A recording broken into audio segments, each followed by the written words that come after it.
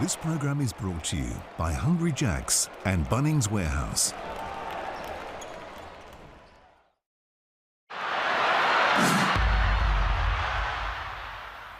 We go to the jungle in Perth for Thursday night NBL action as the Wildcats host the Adelaide 36ers. You'd imagine the 36ers, of course, the departure of Craig Randall leaves a big hole on the court, a big scoring hole. Robert Franks has been the one to fill that void thus far, but we'll see what they do from a personnel point of view moving forward.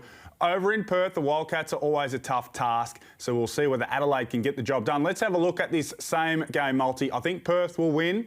I think Bryce Cotton will be the main scorer, as he always is, and Robert Franks to go north of 18.5. Enjoy the game and gamble responsibly. You know the score. Stay in control, gamble responsibly. Cotton got it away! Oh, contested three! Goodness me! Cleveland off the feet from Franks. Oh, whoa! Here we go! Robert Franks buries the three! Manic. Majok stuffs it in. Roscoe has something off the Kieran Galloway punch. Oh, Norton. Manic! That'll send them into delirium. And it's RAC Arena in Perth where we find ourselves tonight to kick off round 8 of the Hungry Jack's NBL competition. And it's two of the oldest rivals going at it, the Perth Wildcats and the Adelaide 36ers, and potentially a season-shaping game for these two sides with big ambitions trying to find their best form. Hello and welcome. Looking forward to the game tonight. Of course, the Pink Army, or the Red Army, I should say, are going to be in pink tonight to celebrate the annual pink game.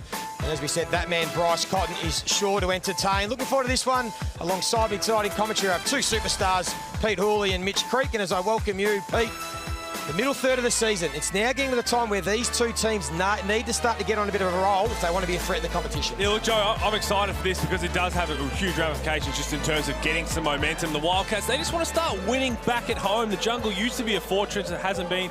Adelaide, they started to play some good basketball since the fever break, but they need to get some wins. And this rivalry has had it all in the past. The bloke next to me has been a big part of it. He's been right in the middle of it in years gone past. But this man here is what I'm looking forward to see, Robert Franks. MVP caliber talent. We've seen it at Brisbane last year. He was underutilised at the start of the season. Now that Craig Randall's gone, expect Robert Franks to continue to be this focal point. He's putting up big numbers, 20 points a game. He's averaging 5 points more without Craig Randall. Shooting numbers, field goal attempts, they're down based on a couple of games he's been in foul trouble. But look at the efficiency. Getting the ball where he wants the ball rather than trying to find where he can get his shots. I'm expecting another big outing from this man right here. And Mitch Creek, you played the Perth Wildcats last Thursday. Heartbreaking losses for you, but you saw them up close and they finally got something going, and it was off the back of this man, Brady Manick. Yeah, Brady was impressive. He had a lot of criticism early on in the season, but he's really shown up now and he's starting to shoot the ball. His scout was a shooter. You know, there's a little bit in between here and there, but he's come out, he's impressing. He's making a lot of tough shots. There's one straight on my head. Thanks for that, Brady. But you know, when he plays like that, it relieves a little bit of pressure off Cotton. It allows other guys to kind of free up as well. So when someone like him gets going, then all of a sudden Bryce hits one, then Corey Webster, it makes it a very tough night if you're playing against the Perth Wildcats and he's firing. They're shooting at over 70% from beyond the arc in the last two games. We'll see if he can continue that form. But a man who's got the best seat in the house, part of the commentary team tonight, he is, of course, Wildcat royalty, and he's wearing pink, and it's Damien Martin. Yeah, I have no idea what this thing is, but it is pink, and that's all that matters. Tonight is a very important game for the fixture on the Wildcats schedule. The pink game representing awareness and raising funds for breast cancer care WA. An initiative started in 2017 by Dawn and Trevor Gleeson. Dawn, a two-time breast cancer survivor, and a game that really does inspire the guys to try and get to another level for something much bigger than a game of basketball. Thank you, Damien. We'll get back to you in that first quarter. We're going to chat about Daniel Johnson at some stage, but let's take a look at the champion starting fives. Pete, take us through the Perth Wildcats. Well, look, as Creek said, look, they're starting to turn a corner, and it's been on the back of having other contributors. I mean, Brady Manick, he's the main one. He's going to continue to come off the bench. When you've got something that's working, they're going to continue to roll with that. Bryce Cotton out there, Mitch Norton, we know what he does, but Wagstaff, he'll play a first few minutes, try and set a tone with the intangibles, bring in Brady Manick and see if they can get him to catch fire. And the Adelaide 36ers, Mitch, champion starting five. They're starting to find their groove, of course, life without Craig Randall. Yeah, look, I think without him, the ball kind of gets moved around a little bit better. You have someone like Mitch McCarron distributing and playing that point guard role, taking a little bit of Randall's minutes. But someone like Cleveland, you know what he's going to do defensively, you know what he brings you. But as you said before, Pete, Franks is starting to really play his MVP form. So if he does that tonight, it's going to be a long one for the Wildcats. And the man that we need to see a big performance from, Daniel Johnson. You both know him really well. His last 3 games, just 4, 6 and 8 points, 0 from 8 from 3-point range. We know he's a scorer, but he's just struggling to find his feet the last couple of games. Well, he is. I mean, even the last game against the Breakers didn't play a whole lot. The youngsters played over him, whether that's CJ Bruton's really trying to tap into the defensive side, which is what they've lacked. Look, Adelaide, they can put points on the ball with anybody. Can they lock down defensively enough? That's been the big question mark. So there we go. Thursday night basketball. Should be a good one. McCarron will lead those 36ers. Drimmick, who had his best game a couple of nights ago with 21 points, will try and get them going early. Just been an issue for them, their 3-point shooting, the 36ers. All 5 of their starting lineup below average from beyond the arc. Here's Blanchfield, another one who just trying to find his best form this season. He wants to get off to a positive start. Interesting first play because you saw what they were trying to get to. They were going to eventually get some stagger screens on the baseline for Bryce Cotton. Deshaun Thomas is open on that first flex screen, but doesn't even look for the ball. They don't look for him. And down the other end, Anthony Drimmick. He is a man who's loving the extra opportunity since Craig Randall's departure. And he's playing at both ends of the floor. There he gets the defensive stop on Toddy Blanchfield. You know what Toddy's going to do. He's going to take his little dribble, his little spin, his little one-handed push shot that he has going on, his special move. But you're right, Pete. The offensive set first time around, or lucky the 2 times around, it doesn't look like the Perth Wildcats we've kind of seen last week against us, where they executed very well. So I think that's something John Riller's going to really have to try and take a hold of early on. Firstly, how good does the ball look? Talking about the pink game, it's everywhere. That's a great skip pass. Drimmick just missed one, made the adjustments we saw on the Amy replay there.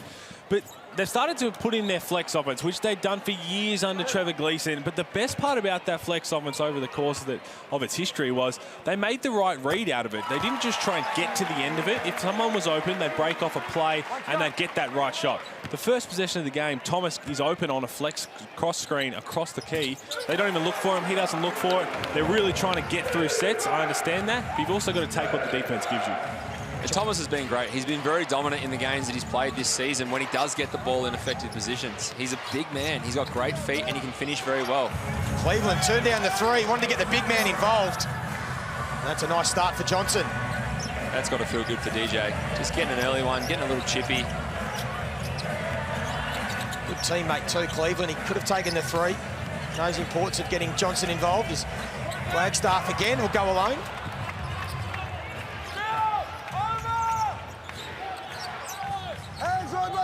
36 have spoken about moving the ball a bit more, being a bit more patient.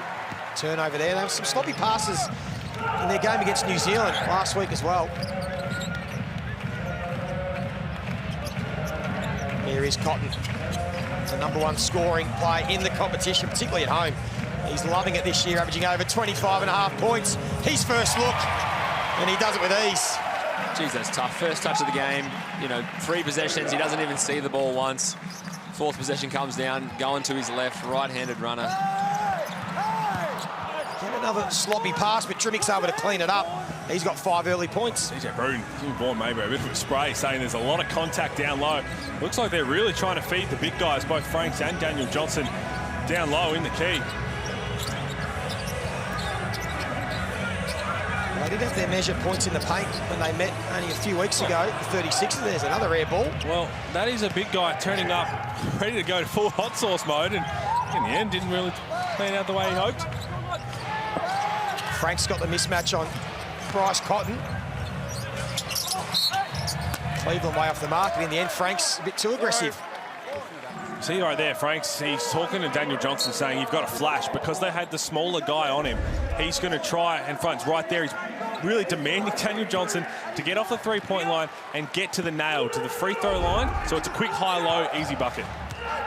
You want to see the guys work together as well. DJ doesn't get that pass on the 45. He comes a little bit down on that one. He drops his head and hands come up a little bit.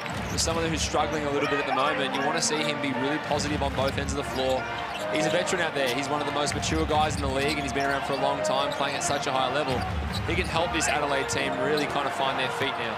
Again, good defence from the 36ers. And obviously inconsistent for them this year. It's conceding the most points per game at 90. They've started well here. Frank's a bit long on that shot. Well, that was at about 95.5 a few weeks ago. They've really struggled to defend. And look, the NBL history has shown us it doesn't matter how good you are offensively, if you can't lock up when it matters most, you're going to struggle to contend for a title. Here's Cotton from long range. Can't go under on Cotton. That's in the rule book. That's a spot book kind of rule, that one. What it is a bold strategy, Cotton. That's what it is. Yeah. Try and tempt him to start feeling good from outside. It can be a long night. He's only hit about 32 three-pointers in a row against us doing that, so... I did notice, in the highlight we watched with Brady Matic, he said over your head, I'm not sure the bleached blonde hair is good when you're looking at someone trying to close out, you can't quite see the face. It's pretty obvious who it is. Yeah, look, it's pretty hard to hide on scout when you have blonde hair, mate. It doesn't really work too well, but I'm trying to be a bit more incognito, I think, but I think the tattoos and the short shorts and the blonde hair really don't do me justice. At all. That's a great putback from Daniel Johnson.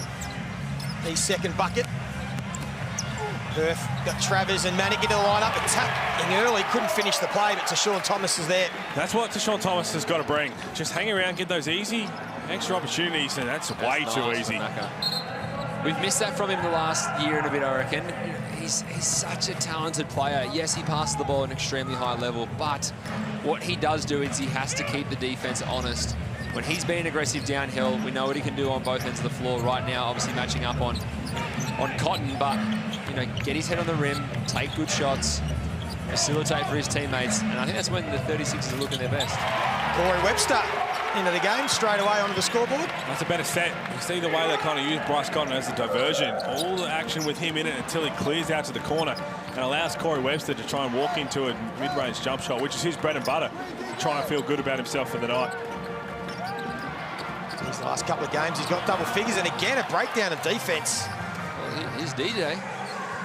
He said, I don't care about what I did the last 3 games. He goes, my number's 21. I'm having 21 in the first half. You said it, Joey. 4 points, 6 points, and 8 points. The last time he's had 4 single-digit scoring games in a row was 2011. It's a long time ago. He loves playing at RAC Arena. There's Corey Webster. Gets back-to-back buckets. Yeah, that's a crazy stat. I think that might have been your rookie year. Nah, that was a little bit older than that. I got like 2 in me by then, I think. Yeah, I can't even remember playing with DJ when he would have had single digits. I didn't think it was actually possible for DJ to actually score single digits once. I don't think he thinks it is. Well, his last 5 games here at RAC Arena, he's averaging over 22 points a game, so he likes it. Thomas, who missed a few last week as well, 1 from 11 from the field, just missed that one as Frank's again too easy. Cannot turn it over against this Adelaide outfit. They've got too many weapons in the open floor. They've got scorers up and down the roster. You turn it over, it's Brady Matic. Little check off the bench. They probably got lucky on the defensive end. The Sixers, they went under Bryce Cotton, he missed one, and then let Brady Matic have a pretty good look for a man who's coming on in shooting pretty well. Here we go, back down, right hand hook. Can we call it? Oh, gee, that's saucy.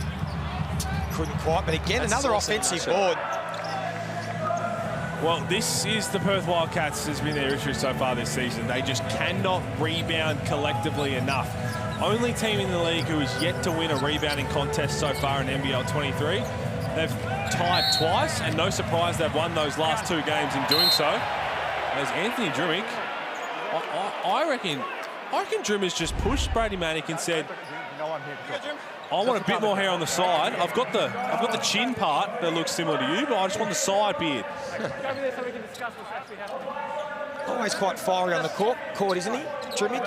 He's always played with a bit of fire. I've only got a normal foul on Franks. Is there anything else we need to worry about? Yeah, there was a little bit of something after, but I don't think it's worth it. You can have a look at it. Is there anything that we need to worry about? I'll tell you what, we might have just missed it, but as Anthony Drimmick walks off, the Red Army is booing him, and he is wanting more of it. And I tell you what, last week there was a gentleman that Drimmick just said some kind words to when he went to the bench then. He sat behind our bench and absolutely drilled our entire team and coaching staff. And you know what? Kudos to him. He was respectful. He didn't swear. He wasn't, anything. There was nothing untoward. He was just very, very talented. at absolutely talking waffle the whole game. Speaking of waffle, that is a bit of extracurricular, and I tell you what, in any language, that is mayonnaise. Yeah, and good refereeing. I think we heard them. The refs got together and said, look, there was a little bit there, but not enough in it. So let the boys play. It's bite-sized mayonnaise jar. So what's nothing really? If I fall over, does it count? It's because he pushed you into Drimic. I'm unsure if Von Maybury was... What does that mean? Nothing really. No, there wasn't much in it. It's okay. It's okay. What do you think, Pete? You're okay to let them play after this? Well, I'm still trying to figure out whether they're saying it's nothing really, as in John really, or he's just saying it's nothing really, as in there wasn't a whole lot there. I still don't know which one you're trying to say there. That's a real tongue twister we got to get to. They trail by 6, the Wildcats, although Webster's come in feeling good about his game. And Soto, clever bit of play. Sunday Detch checks in. Of course, the Wildcats will go to 4th with a win tonight. Adelaide can climb to 5th as Franks knocks down the mid-range. Well, that's his bread and butter, Robert Franks. If he gets the ball where he wants, back to the basket, he's got the ability to have a quick step up, step back. He can put the ball on the floor. It's just so hard to guard. Some early minutes again for Kai Soto. We saw that last week. They played against United. And they're going to feed the big fella straight up. They pass that a bit too much on it. Again, another offensive board. And Franks, he's just been struggling a little bit from beyond the arc, makes that. And all of a sudden, 11-point lead. Well, 24% from 3, but this is a man who shot 40% from 3 last year for the Brisbane Bullets. Don't let him feel good about himself. And you can see what the Adelaide 36ers are trying to do. They are pounding it inside at every single opportunity. Every time they get no board, they're kicking it back out for a good look. 6 assists on 10 made field goals. Perth Wildcats yet to register an assist. Well, it's a good start by the Adelaide 36ers. And pre-game, Damian Martin caught up with one of their superstars, Antonius Cleveland. Just staying together as a team and keeping that same intensity on the defensive end and going forward. I think we kind of just set the standard for, how we can be defensively going forward, and we just want to be consistent on that end. Well, on defense, you and Sunday are regarded as 2 of the best defenders in the league. You're coming up against the league's leading scorer in Bryce Cotton. Do you approach this game any different? Nah. Well, as a competitor, me personally, yeah, like he's the league leading scorer, hell of a player. So as a competitor, I want to step up to the challenge and treat it a little different, if that makes sense. Pete, how do you see the balance of this Adelaide 36ers lineup now without Craig Randall? We know how dominant he was ball in hand as a scorer. Do you like the balance? Oh, no doubt. No doubt. Love the balance. I think they've still got one of the most talented rosters in the league by far offensively. Defensively, I think they'd agree they're a long way off it. You heard Antonius Cleveland talking about defensively. It's always a challenge to guard Bryce Cotton. We're going to have a look at halftime. Creaky and I are going to have a look at halftime down at the screen, but also just on the mini half call we have. Bryce Island in the isolation, how you can try and go at it, because you can't just defend him one-on-one. As good as Antonius Cleveland is, he knows it takes a team effort to try and slow down his greatness. Here is the man, Bryce Cotton, 5-time leading scorer. Well, that's how you stop him. Get Soto in there. Go-go gadget arms, Kai Soto. He's a big man. Very large human. Good athlete, good timing. I've actually seen him tie his shoes without bending over. That's how long his arms are. Of course, missed the game against New Zealand. Some visa issues. Travers looking to be aggressive. Good to see. Yeah, it is. I think Luke Travers he's just trying to figure out exactly the best role that he can play on this Perth Wildcats outfit. And it's been one that he has played for the last few years. Now he's coming off the bench. Whether he thought perhaps he would be in that starting role, I think it gives John really the opportunity to see where they want to throw him in. If Mitch Norton picks up a couple of fouls, maybe he throws in the backup point guard. If he needs to be thrown into the 4, whatever John really needs, he is that kind of Swiss Army knife, but in the end it means he has struggled confidence-wise to figure out where he plays best. Either of you boys met Shaq? No, he was here recently. Well, you get your chance to win a trip of a lifetime to the US for you and a mate to meet Shaquille O'Neal. Would you take Pete, Mitch, if you won that? Or would you take someone else? Oh, that's a great shot by Corey. I might take Pete. If Pete takes me, I'll take Pete. Well, I've seen him already, so you can take somebody else. Okay, cool. Flights, accommodation, spending money, it's all included. Make sure you enter now. It's Corey Webster. He's come on with 8 quick points. And really, they've needed his offense, because they've struggled otherwise, the Perth Wildcats. Now Soto looks to go to work. Might have got away with a bit of happy feet there, Kai. Sorry, that was really good one-on-one defense. Brady Manning absolutely telegraphs that pass. Here's Detch.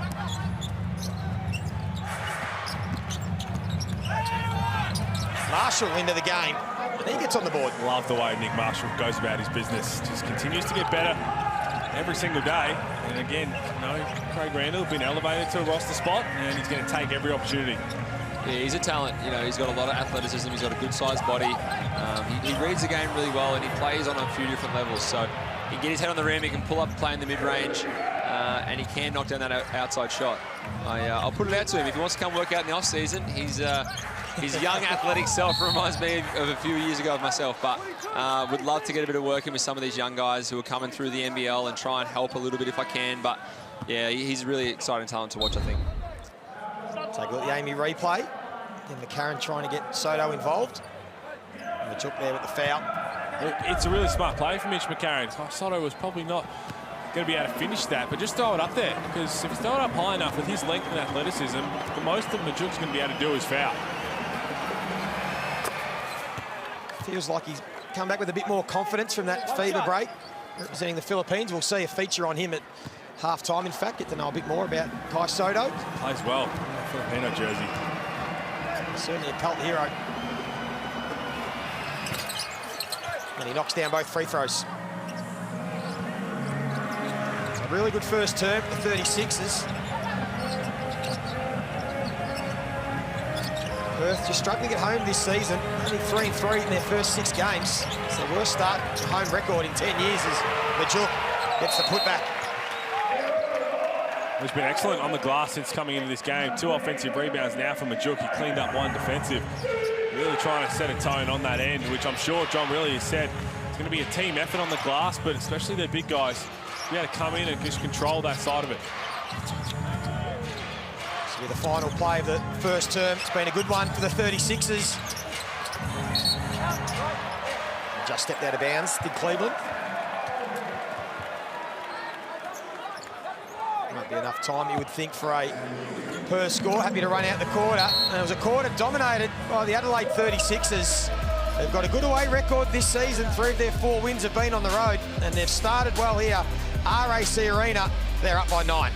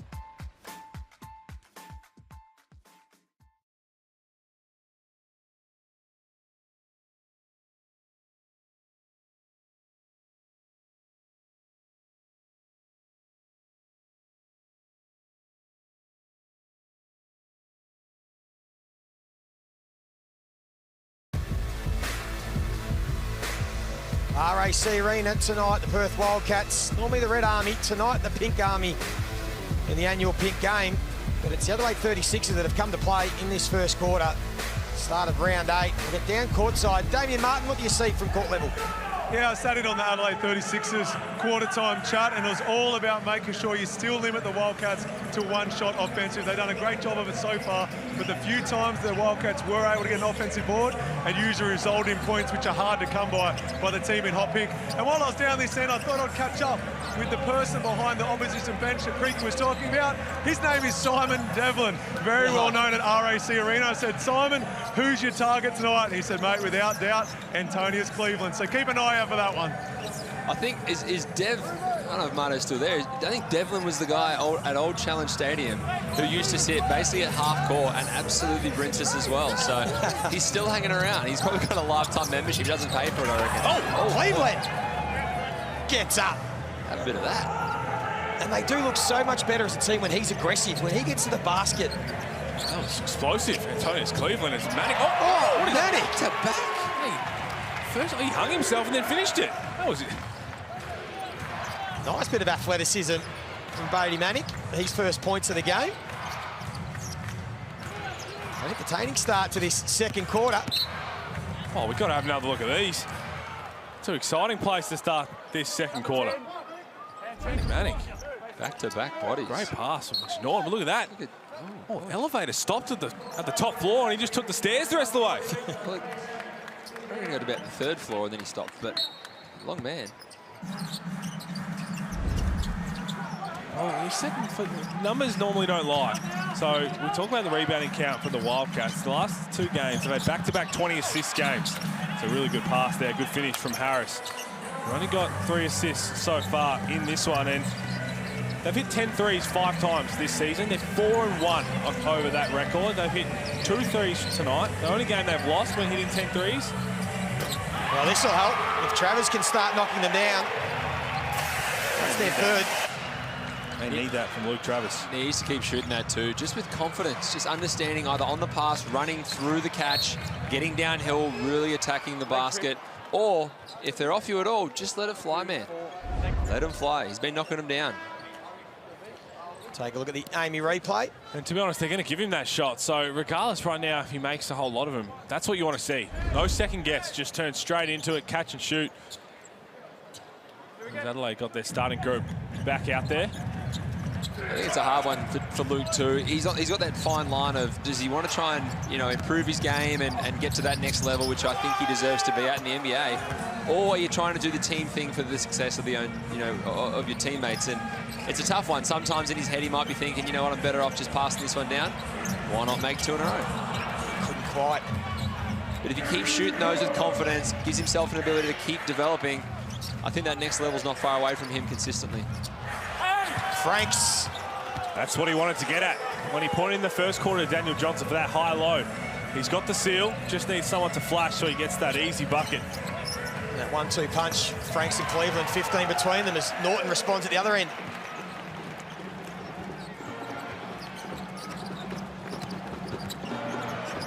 Johnson started well. The 6 early points. Well, I was playing at RAC Arena, but that's how Adelaide are going to play. They play super fast. Everybody kind of has a green light as Mitch Norton hits back-to-back jumpers. That's a really good knockdown for him, just shooting 18.5% from 3. They're starting to get rolling now. That's 4 3-pointers for them. As you said, when they get 10, they're 4-1 this season.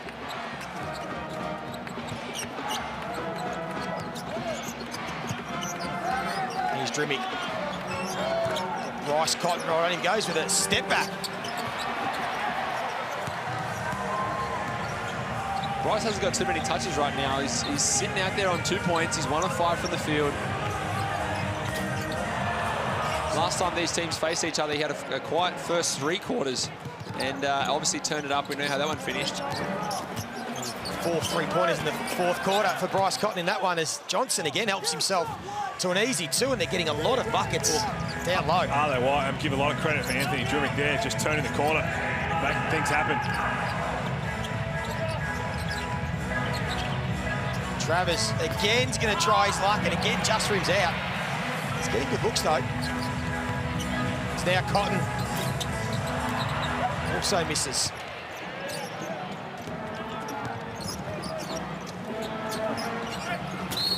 Franks being fouled.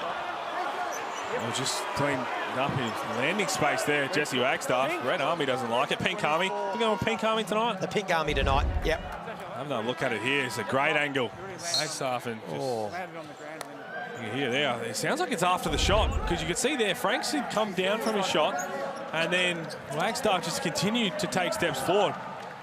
Yeah, that seems to be what he's arguing about, and I think the referee's explained it. Well, I think exactly as you'd so have a look there. He's landed and then just been cleaned up a little bit after. This angle is what tells you exactly right there, and just hits his leg after he's landed. It's a great call. So that means the shot's over. So it's a foul. It's still a foul. Yeah. Robert Franks with the 9 points, 3 rebounds. That'll be an offensive foul against Daniel Johnson.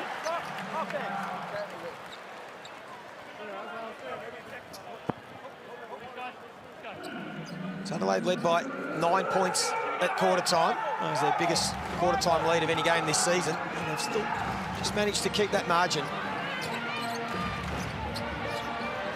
Perth trying to eat into it. Bryce Cotton just the 2 points. There's Thomas.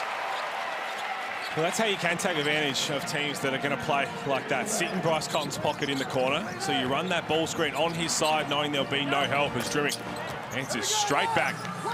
And he's got a few more words to say to the Pink Army. He has 8 points now, Anthony Drimmick.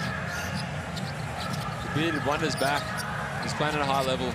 It's great to see him in this kind of mindset.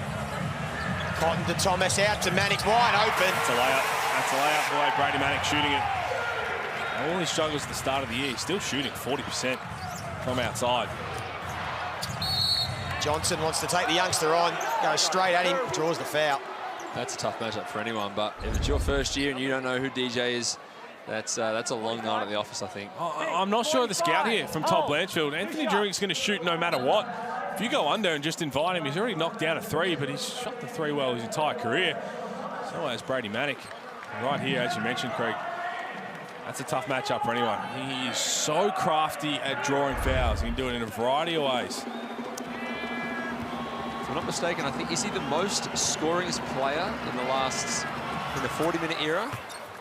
I think he's one of, or might be the top 2, score the most points in the NBL in the 40-minute era. The man's an absolute walking bucket. Well, he is. He's done it his whole year.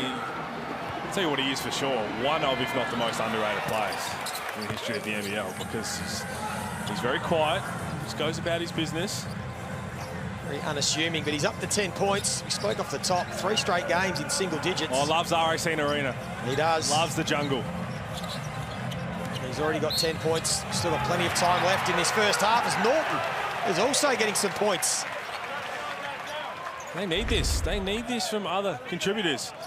Mitch Norton, he's showing the ability to turn it on when he has to, when the team is requiring scoring. And right now they need to do it. Bryce Cotton hasn't had a few touches yet in this second quarter, so other players have to step up. Webster's been great. Manick hit the 3. Now Mitch Norton's getting on the scoreboard. Let's get back to courtside. Damien Martin. Yeah, you've just been speaking about Dan Johnson as he goes to the bench for a well-earned rest, but he has dominated the Wildcats playing at RAC for over 10 years now. But funnily enough, don't sell him short, guys. He's also a Commonwealth Games silver medalist alongside Jesse Wagstaff. So 2 guys you probably never thought would play 3-on-3 basketball were teammates in the off-season. Well, you think it's a cheat code at times in 5-on-5. 3x3, he would eat that alive. Eat it alive. He can do everything. He can put it on the deck. He draws fouls. He's physical. He's 7 foot. And that's what people don't understand is sometimes DJ's had a bit of a bad rap, but until you meet the guy, you don't really understand who he is as a person, how he is as a teammate. And anyone has ever asked me, I've always said he's one of the first people I would pick if I was going to put a team together, because the man is absolutely unguardable and he's an amazing guy. So he's got the best of both worlds. And Franks, he's feeling good, up to 12 points. 5 of 7 from the field. You spoke about his efficiency peak pre-game. He's playing at an MVP level right now. It's going to be foul against Blanchfield, it looks like. Right here, Brady Manick. Well, Franks hasn't shot the 3 ball well this season, but it doesn't matter because he has found a new set of confidence in the last couple of weeks. Might be a bit rough, that one. So it'll be free throws for the 36ers. Well, they're trying to figure out who's shooting it. There's a lot of people competing for that loose rebound. Of course, this season, with thanks to Latrobe Financial, we know they're giving away guaranteed $50,000. Enter now at nbl.com.au/legends for your chance to win. That's exactly what they're doing here in the replay centre. Just figure out who got fouled. And, oh, geez, take your pick. With the fouls on Blanchfield, he's cleaned up 3 people here. I think it might go to Anthony Drimmick, and it is. He used his experience, just walked to the line. 2 shots, guys. Act confident, just go and take it. Who's that on? Me, boys. Get out of the way. Look at him, he knows it too. Had a good start. Already got the 8 points, a couple of boards. Oh, you can't. If you're hyping up the Pink Army, you cannot give away burgers.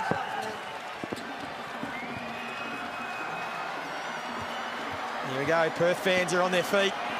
They want the burgers. No. Oh, you've got to silence him after. Yeah, he's not going to do that, is he? You giving away burgers at RSC Arena before? I gave away burgers last week against Melbourne United. Oh, yeah, at home. Just a man of the people. That's your own fans get to you know that. What? Shout out Jimmy and Zave. I work out Zave. Jimmy is the owner of a couple of Hungry Jacks franchises. I train his son every week. I do a session with him. They're absolute legends, and I apologise for your 3 franchises getting rinsed for burgers. That is my fault, and I don't have enough money to pay you back, but I apologise. I hope that counts. Oh, it's good ball movement by the Wildcats. Blanchfield just couldn't finish. Still get the score in this game. Well, he's only had double figures twice in 10 games, Tom Blanchfield, and he's really struggled at RSC Arena so far to start NBL23. Just 7 points is his best performance on his home floor. Have a look here, foul on Brady Manick for the hedge. He's just struggling for the season, isn't he? Blanchfield averaging just the 7 points. It's his lowest tally since 2011. Well, he has been struggling. You know what he's not struggling with? His upper lip. That is a phenomenal Movember effort. That's a stash. Whatever else is in there, he's got something hidden, because that is an absolute stash, boys. That is straight out of Super Troopers. 1. Just Perth just continue to try to chip into this lead. Adelaide have been able to hold them at bay, keep that sort of 8 to 11 point margin for most of this game. And Bryce Cotton, only 1 field goal attempt in this quarter so far. Nearly 7 minutes of play, and he's only got 1 shot. And no matter how you try and stick around, it's not going to get the job done, because you still need to feed him, because if you just don't, the defense will slowly start to wear him down. You've got to make sure he stays checked into the game. We know he can flick a switch, make no doubt about it, but still needs to be part of the offense if he's not shooting the ball or touching it. Well, we know at some stage in this game, he'll catch fire, Bryce Cotton. At the moment, 36 is doing a great job defensively, and Drimmick's been feeling good. Just a bit short on that one. They get the offensive board. That's a confident shot. And another crack at it. This is the issue for the Wildcats. Drimmick gets it to Soto. Oh, that's a nice finish. It's a great find by Anthony Drimmick, yeah. It's too easy. Drimmick just putting his head down, just no dribble move, just turning the corner. How nice is it for Soto? Just gets on his tippy toes and dunks. And they might get more fast break points here. There's a little bit of showtime from Cleveland to Franks. Cannot turn it over against the Adelaide 36ers. They are out. And John really will call a timeout, because it's out to 13 points. There's one word to describe this, and this is the first play we saw Anthony Drimmick just put his head down. Thomas got lost. And in the end, a nice little dunk from Kai Soto. Have a look at this. One word to describe this behind the back pass. Unnecessary. Look pretty, though. Look good. Franks up to the 14 points. We saw Kai Soto with that dunk, getting some good minutes. We're going to take a listen to him at half-time and get to understand and know a bit more about the young star.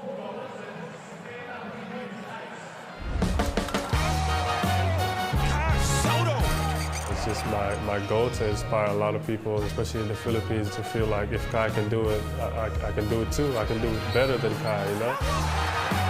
The game has brought me so much blessings. You know, if you love the game will love you back.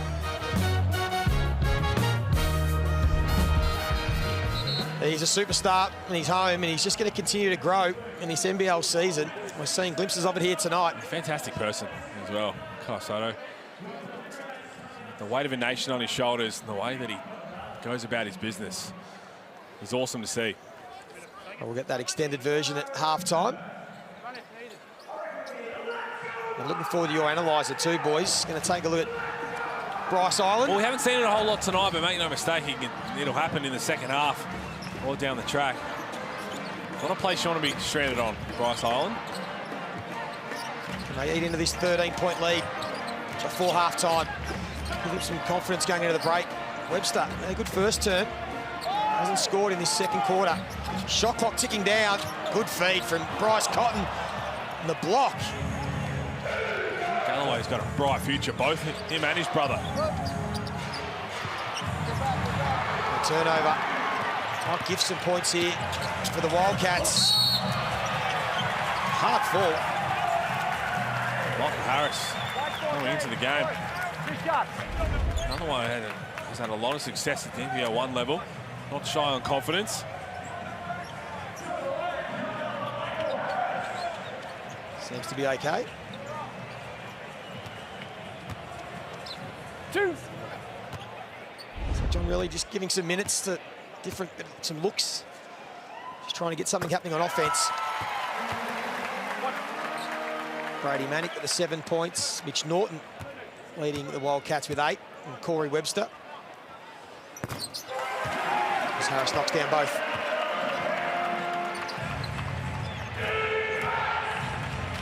What do you want to see a bit more of, Mitch, from the Perth Wildcats? How can they sort of try and eat into this margin? I just think a little bit of their horns action with Bryce, just put the ball in his hands. I think right now, whenever he's got the ball and he's making plays to their big men or for others, it's looking good for Perth.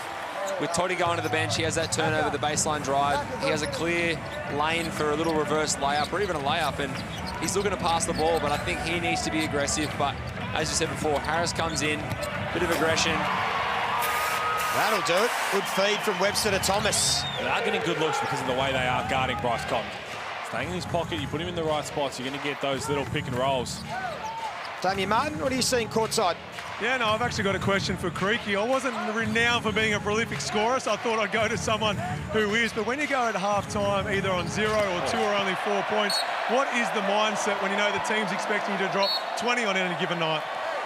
I think the only pressure you really give yourself is the expectation that you are only a scorer, and that's the only thing you can contribute to the team. Bryce is an amazing player. You spoke about myself trying to be a scorer, but that's not always me. I try and make sure I'm doing everything else I can. So whether it's just crashing the O-glass, boxing out, talking on defense. That's a poor turnover, and Cleveland makes them pay. Too easy. Any of those things, you just want to do the intangibles, and right now, Bryce is kind of just playing into the game at a really slow pace. He's not really up and in defensively. He's not getting deflections. So I think he's trying to get his energy up, but hopefully in the second half he can go and find that next gear. But the rest of the team's doing a pretty good job of keeping him alive. But yeah, we really need to see Bryce take another step up in not just the offensive section, but also in other areas too. Another transition layup for the Adelaide 36ers. They are making the Wildcats pay. Can they finish here? It'll be Webster. He leaves it long. There will be a bit of time left while they're on the clock. Well, they'll call half-time. We can't get a holding foul. Which I'm really not happy, but 13 points the deficit. Adelaide have posted 54 points. Robert Franks with the 14. Daniel Johnson getting himself involved, 10 first-half points. Anthony Drimmick with 11. Cleveland doing it at both ends of the floor. And the crowd are silent in the jungle, normally so up and about. They've struggled at home this year. They have, and too many turnovers. Letting Adelaide get out and run, that's how they want it. Well, let's get down to Damian Martin, who has Dan Johnson with him. 10 first-half points, Dan. A great game so far for you and the team. What do you made of the first 20 minutes? I think we're just sharing the ball a bit better. You know, we talked about it getting stagnant, and we look pretty awful when that's happening. So just moving the ball and trying to get stops and run. And a very quiet half for Bryce Cotton, but what do you expect from him in the next 20? He's not going to stay quiet for long, we know that. So, yeah, we just got to do a job. Obviously, we've got a lot of good defenders in the guard spot, so they'll just rotate on him and hopefully keep him quiet. Best of luck in the second, mate. Daniel Johnson loves playing at RAC Arena, and they lead by 13 points, the Adelaide 36ers. And as we go to the break, let's get to know a little bit more about Kai Soto.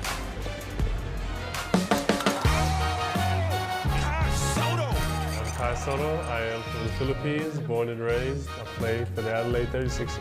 You got a 7'3" guy running the floor and finishing like this. I fell in love with the game of basketball because of my dad. He played professionally. When I was a small kid, I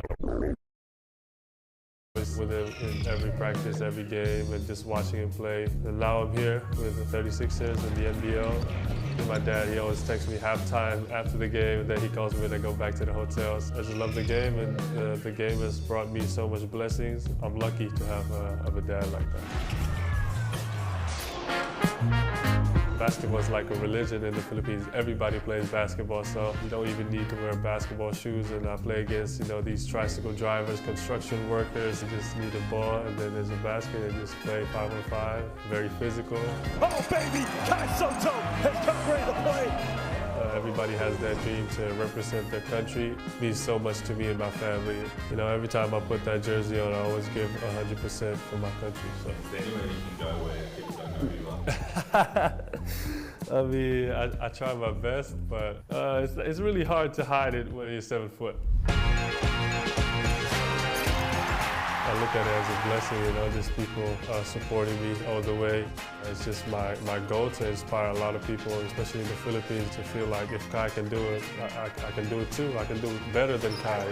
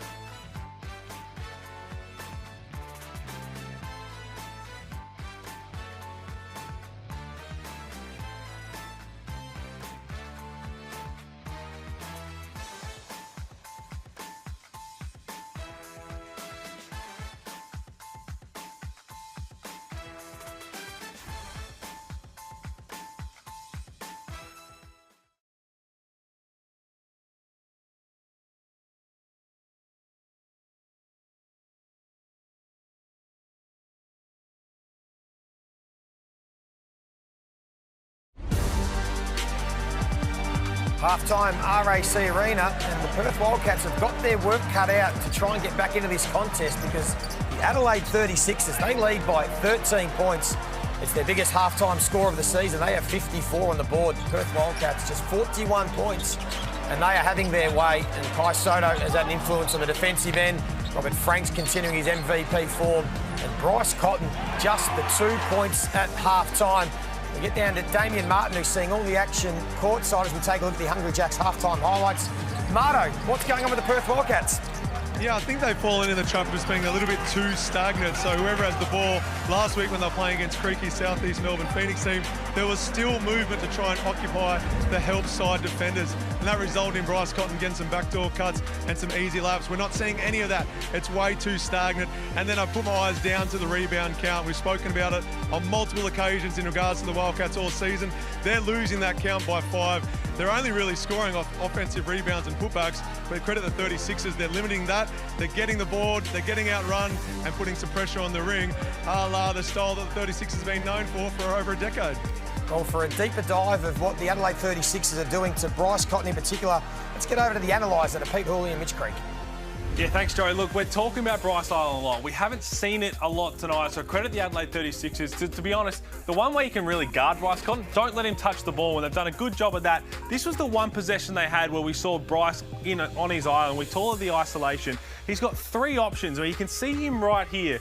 So he's got the ball where he rises up in that hand right here. That's when Bryce Cotton is at his best, because he has 3 opportunities where he's either going to have his little pull back into a step back where he likes to draw the foul. He's either going to rise straight up or he's going to do an in and out and get downhill. And Creaky, as you've seen, we know this right here from Antonius Cleveland, too much space. So what do you think you want to see if you're a team trying to guard Bryce Cotton in that isolation? I know for us and myself especially, we want to try and bring him to the nail. Now, for people at home, the nail is the middle part of the court, so we want to force Bryce down into this area. Mitch McCarron is going to come up and run and almost jump at the ball, forcing this pass across court.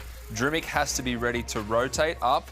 Now, understanding if this is a shooter, we want it to make one more pass. Franks has to be already on a string to a Todd Blansfield, and obviously DJ has to be engaged, ready for Wagstaff. Now, as that happens, we want the ball out of Bryce Cotton's hands. Once the ball's out, then it's anyone else's game. But for us, we don't want it in his hands. And so his ball was in his hands here. That's too much space for Antonius Cleveland. This is a tough shot. This is what Bryce Cotton does. You can't let him get downhill. They haven't let him touch it, and we see a little bit when we go to a court setup like the coaches talk about. So this is Bryce Island. It can be anywhere on the court. This is what Bryce Cotton wants to see. Loves to get to his isolation.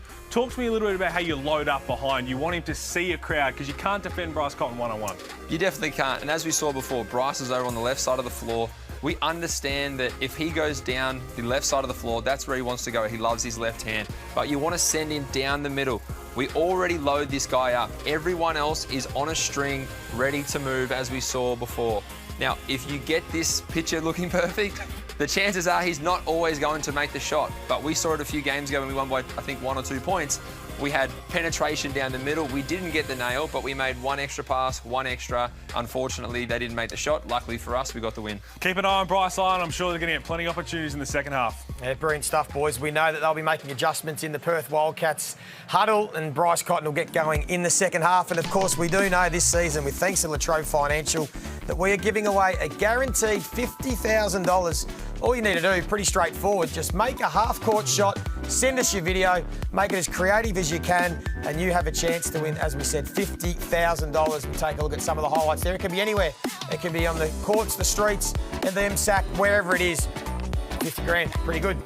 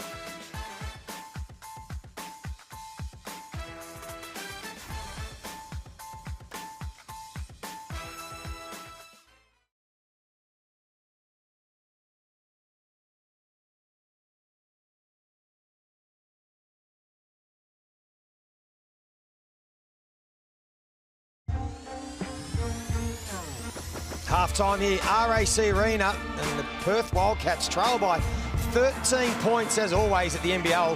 Plenty of entertainment and action off the court. Bit of a slam dunk contest at quarter time. We saw the Wildcat there, but I'm sure the fans really, they want to see the entertainment on the court from their team in this second half to see if they can peg back the 13-point margin before we get to the second half. Let's get down courtside to Damian Martin, because he has the driving force behind the pink game with him. I do indeed. I'm here with Dawn Gleeson. Dawn and Trevor were the brains behind this initiative, raising awareness and funds for Breast Cancer Care WA. Dawn, a two-time breast cancer survivor. What does this night mean to you? Oh, look, I just have to say I'm just so incredibly proud of the whole Perth Wildcats organization, and that includes the Red Army, for supporting this initiative, which has quite clearly become part of the DNA, I think, of the organization, being in its 6th year. An incredibly exciting night. It certainly is. I know it's one the players all look forward to when the schedule is released. But what is your message to anyone out there watching right now? Look, I think my message has been clear from the start, and that is know your body, and if something doesn't feel quite right, you need to go to the doc and you need to get it tested, because early detection is key. Dawn, you're an inspiration to many. Thanks a lot for joining us tonight. Good to see you. Well, it is an incredible story, incredible people. And just while we're watching, the absolute gelatin show from Robert Franks with the left, if you don't mind. One shot. That's a great way to come out and feel good about yourself, isn't it?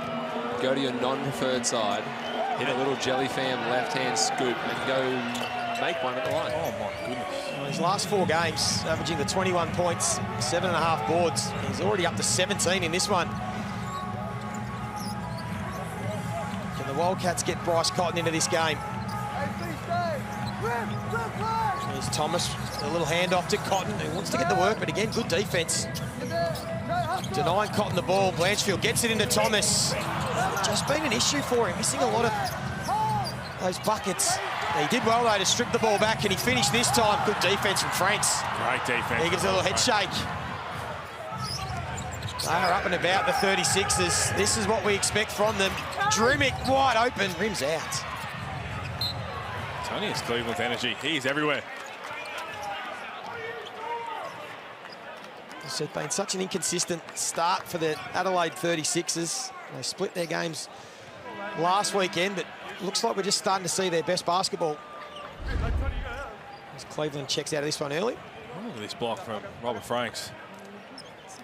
Did he block his elbow? Oh, it might have been a bit of contact. Oh. I think he did on the way down. That's why John really was not happy whatsoever. Tell you what, Antonius Cleveland begged CJ Bruton to challenge this call. He thought for sure he didn't touch it, and in the end, it looks like he's got... They have challenged, yeah. They've called the challenge. So. Well, they have, and I think he's still trying to figure out what they're going on about.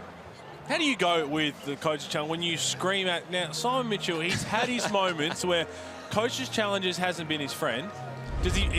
You're in the trust circle. If you say, I need that challenge, he'll believe you? You'd have to be. I would like to think that he would trust me, but I wouldn't actually go to him and be like, oh, that's ours. I mean, if it's the end of the game, obviously it's a very, very close situation and close call. You've got to take it and you've got to use it, but... What is the rule, though, for the players? Do you have it? Did you speak about it? Like, are the players allowed to ask for it? Do you leave it to the coaches? We have freedom of speech. We don't hold anyone's mouths closed, but at the same time that, you know, the coaches are there to make informed and correct decisions as well, the best way they see it. But as a playing group, our philosophy is next play. We want to try and be next play everything, whether it's a good call, a bad call, or anything in between. The challenge is unsuccessful. The call on the 4 is confirmed. Well, safe to say Antonius Cleveland has fallen out of that circle of trust with CJ Bruton. But here's the thing. So it's those kind of bang-bang plays where you're so close to it, and you've seen it a little bit in the NBA. It's not in that instance, but if someone goes to cross over, and as the defender, your hand gets in there and you kind of push it out. But as you push it out, it touches the fingertip of the offensive player, where in bang-bang motion, 100% it's off the defense. When you slow it down frame by frame, you're going to lose it. And that's the other thing. No, that's going to help Bryce Cotton. Definitely fouled on that one.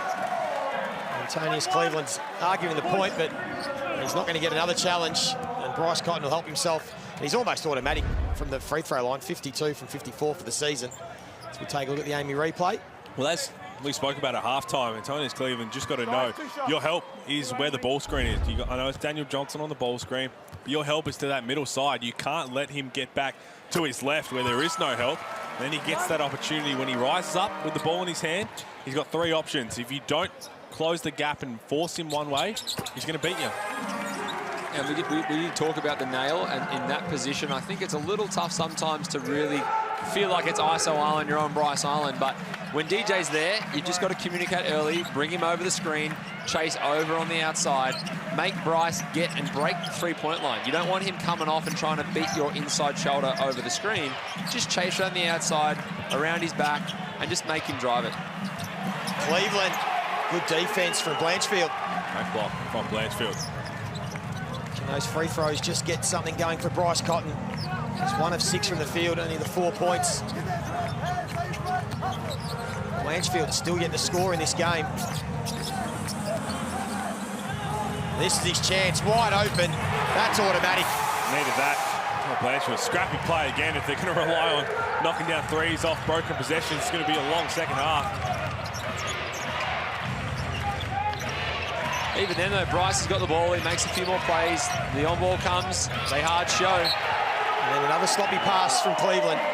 You want to get Bryce the ball again right now. Get him another high pick and roll. Make him make plays out of it. Little cleaner, a little tidier. Toddy's just hit one. Bryce is feeling good after a couple of free throws. One thing's for sure, even if he's got 2 points or no points, they're still going to be aggressive when he's got the ball, which is going to open up everybody else. See, this is the first time all game I think we've really seen Bryce a little more pep in his step, a bit more explosion, really trying to make plays now. Good defense from Franks. So he kicks it out to Wagstaff, who was ready for it. And the Perth crowd just starting to get into this one. Well, it's no surprise. It's a bit of a shocker. You just let him have the ball in his hands to create, not necessarily shoot, and good things are happening. For the first time, the Pink Army tonight on their feet, making some noise. And the 36ers respond. They'll draw the foul.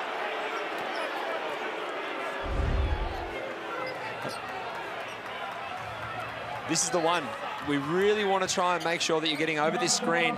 If you're going to really come and help off that nail, look to the right of the screen. Help comes. You've already got to be on the move. Mitch McCarron's got to come and either get a little stunt to Jesse Wagstaff, but that's almost like a little broken analyzer we had at halftime. And that's on the Amy replay, but you can see there, Cleveland had a little bite at it. It was in 2 minds. Didn't know whether he wanted to fully commit to help or he wanted to get back to Wagstaff. Another turnover from the 36ers again. It was Cleveland. A bit of a sloppy pass. And now Cotton starting to get warm. Well, Damian Martin asked you the question going into halftime with just 2 points. What's your mindset? And I think we've got our answer from this man. He does a great job of really drawing contact just there, finds his hip, leans on him a little bit, sees Drimmick has his arm in, one up. You need to have 2 hands out and really show verticality. A superstar like Bryce Cotton, he's going to get some of these 50-50 calls a bit more often than not, and Drimmick's got to be a bit smarter than that and get his hands out of the cookie jar. Well, let's get back down to Damian Martin, courtside. Yeah, speaking about Bryce Cotton, we used to have a rule when we played against Casper where if he had a quiet quarter or a quiet half, the last thing we wanted to do was send him to the free throw line to give him a couple of easy ones. He sees it go through the net, instills a bit of confidence, and we're seeing that right now with BC. One of the worst things you can do when a guy's quiet is send him to the free throw line. And now he gets the friendly bounce. Right on cue, Damian Martin. And now you just start to get a little bit nervous if you're a 36er. I'm glad he mentioned Casper. I had good memories of those opportunities. And another turnover. Could be back-to-back. Thomas with the strip. Here he goes again.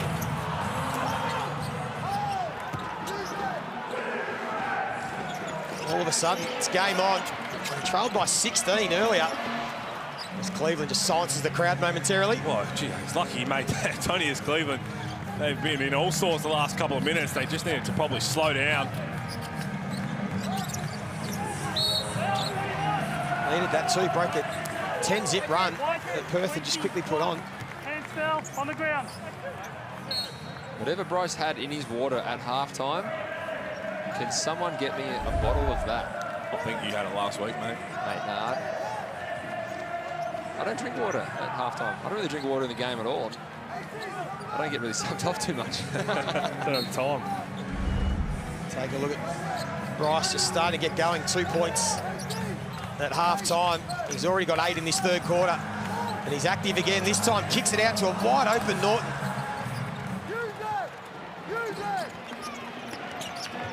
smart rotation there from Adelaide, understanding that Bryce has obviously hit a couple of shots, seen a couple go down. Oh, it's a beautiful finish. Cleveland really starting to turn on the Jets right now.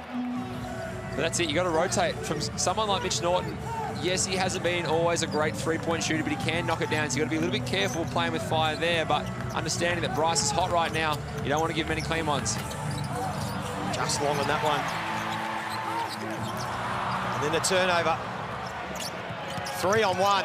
Drimmick, good defense from Mitch Norton, although called for the block. Doesn't like it. Almost did a terrific job. Crowd aren't happy. He's not happy. Pete, what's your call? Well, here's the perfect angle for it. Just didn't quite get in front of Drimmick. He read it right, but just couldn't quite get square enough to him. Jeez, he was close. Yeah, that's real close. Not coach's challenge close enough. They'll keep it up their sleeve. Drimmick will go to the line. He's got 11 points. The starter's doing all the damage for Adelaide in this one.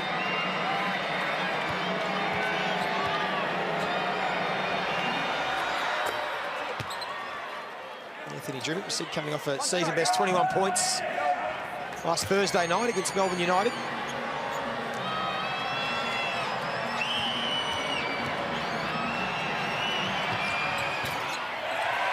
This is the second.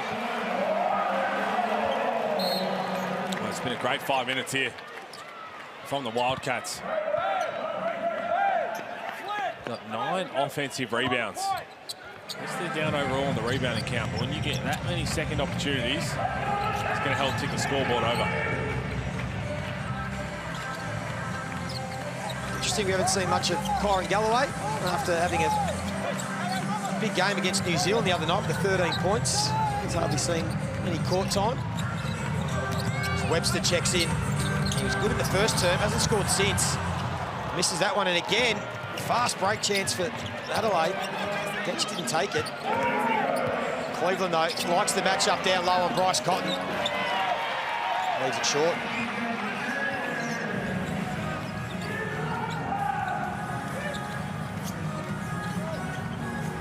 Chook into the game, sets a little pick for Webster. Travers, Manick and Bryce Cotton for Perth.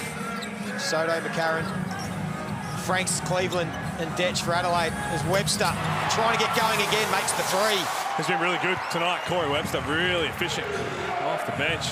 3 of 5 from deep into double figures, 11 points, much needed spark. After a slow start in the Perth Wildcat colours, it's 3 weeks in a row now, he's hit double figures.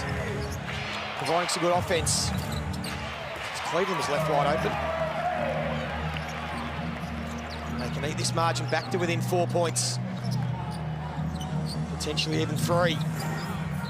Travers had a few cracks at it tonight. And another turnover. Antonius Cleveland.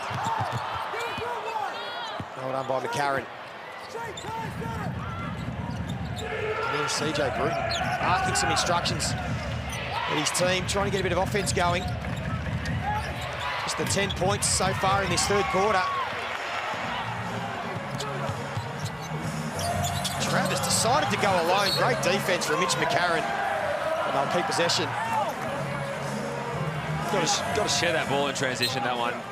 You got Franks yelling at the referees, trying to get a call, and Manick, checks back into the game. Hasn't really seen the ball too much this quarter, and right there, just a little dish off. Let him finish over a smaller Mitch McCarron.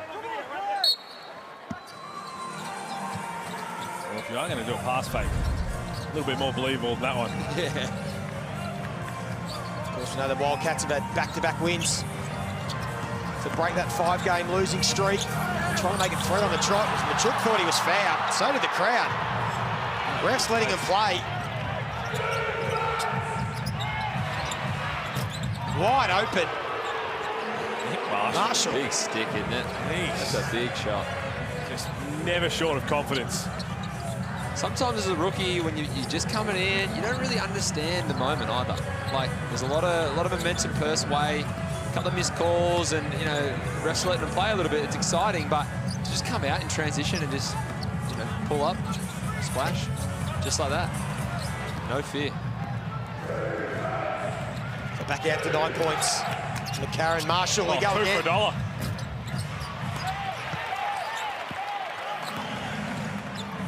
2 minutes here. Manick will try his luck.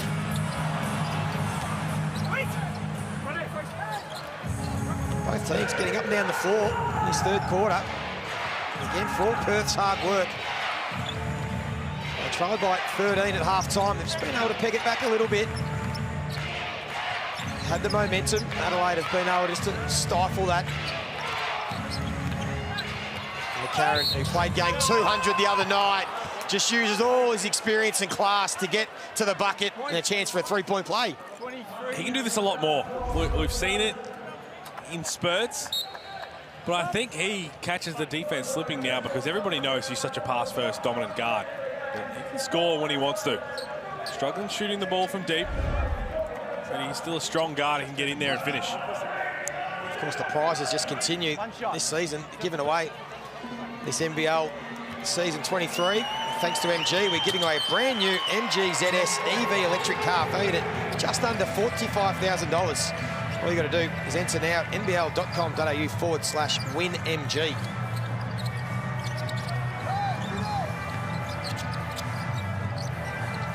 It's back to 11 points. Thomas still just trying to get going. Got the 6 points. He did well over the outstretched arm of Soto. Did really well. Have a look at his numbers there, 8, 6, and 4. He's a willing passer. Just quietly goes about his business. Stuffs the stat sheet. They need to stop here, the Wildcats. Marshall attacks Travers, gets to the basket, got the foul. Oh, Nick Marshall. Bit of Movember. Not quite as good as Toddy Blanchfield's. 2024.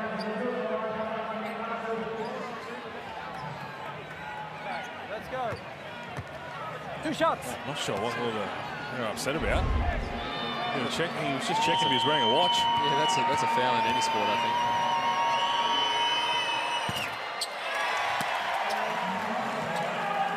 One shot.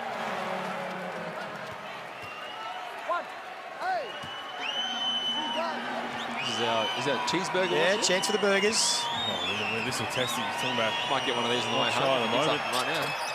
Oh, are you going to fly? Are you going to fly WA? I know a guy. As I said. Never said I was going to not pay for it. A full court defense from the 36ers, and then Detz just picks Thomas' pocket. Sunday Detz. Nails it. And all of a sudden, it's back to the halftime point margin. 13 points. And they could look to extend it here. Soto with that little right arm skyhook. Even though he's a lefty, he loves shooting with that right. Yeah, the non-preferred. That's the confidence he has. Bryce Cotton will hold it for the final play of the turn, but a sloppy last minute or so from the Perth Wildcats. Seen them lose the quarter by 2 points. This is where you might want to get a little bit of help coming your way. And this is Bryce Island.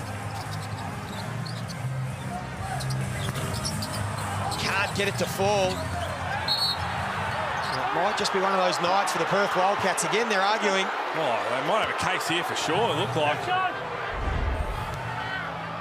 Got away with one. Bryce Cotton refusing the screen once again. You couldn't have said any better at halftime, Pete. That's a prime example of Bryce just rejecting the screen, understanding where the help isn't coming from, and gets his shot. Well, Bryce tried to get warm, but the Adelaide 36ers, they have all the answers here at RAC Arena. They lead this one by 15 points in three-quarter time.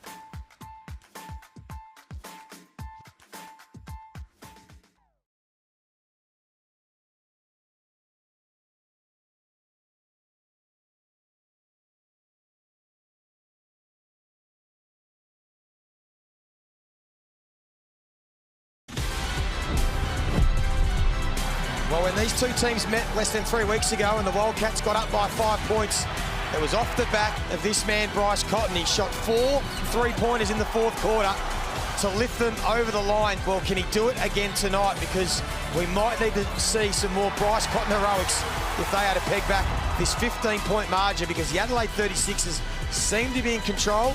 Boys, what have you made of Bryce Cotton? He's been a big focus tonight. All he was a lot better, a lot more aggressive in that third quarter. Credit the Wildcats for just giving him the ball. He missed a couple of shots that he'd normally make, got to the free throw line when he got fouled on the 3, but their offense looked better. Just defensively, they just fell asleep that last 4 minutes. Can they get going straight up with a 3? Webster had a real good look. He shot at 43% last week in their win against you blokes. They were nailing everything from 3-point range against South East Phoenix. Just to remind you, mate. Yeah, look, we watched enough video on that, mate. Thanks for bringing it up, Lee. It was great to reminisce about us getting absolutely rinsed at training by Simon Mitchell, telling us how bad we were defensively and how good they were offensively. Tonight, though, they're just struggling from 3-point range. Well, what hasn't helped, they're going to have to change what hasn't been working the last 6 games. 5 of their last 6 fourth quarters, they've been outscored. So they're going to have to make a big change for that, and look no further than that game. I know you lost, but 37 points the Phoenix put on them in that fourth quarter. So fourth quarters haven't been too friendly to them. 37, that's a lot. Oh, it is. Wasn't enough. Due for 155 points. If we could do that a bit more. Well, they're going to have to break the trend somehow in this fourth quarter tonight. I'm not sure why someone's talking about defense. We just do that a bit more. I mean, it's not a hard game. I know, shout out Eric Hollinsworth, our high-performance manager. He just says, just score more than the other team. I'm talking about defense. Let's get back down to Damian Martin, courtside. Did you say it was 37, Creaky? I think you needed 44, mate. Unlucky about that result. But I've been really impressed by Nick Marshall. I think he's been fantastic. And another youngster to keep an eye on is a guy by the name of Harry Wessels, who's currently playing at St Mary's. And sitting courtside at the game is his dad, a future star of the game. Keep an eye on that player. Brady Manning, the 9 points for him. Hasn't quite reached the heights of his previous 2 games, where he had the 46 points combined. Maybe he can have a big fourth quarter. We certainly know he can get hot. As again, good ball movement from Adelaide. Franks with an easy 2, and he's got 19. This is the form of Robert Franks, 19 points, 7 rebounds, doing a bit of everything. Young Marshall now got the job defending Bryce Cotton, and he'll end up with the ball. Another turnover, and Marshall just happily gets to the basket. Timeout. John Riley, he's seen enough. Beautiful defense on the 36ers there. A lot of energy, a lot of hands, really active off all those on balls. Just getting and deterring those easy passes, those one-mores, and there you see, this is what Adelaide are like. When they get up and about like this, they're one of the best teams, if not the best and toughest team to guard in the entire league. In a blink of an eye, it's an 18-point lead, and that's a game high.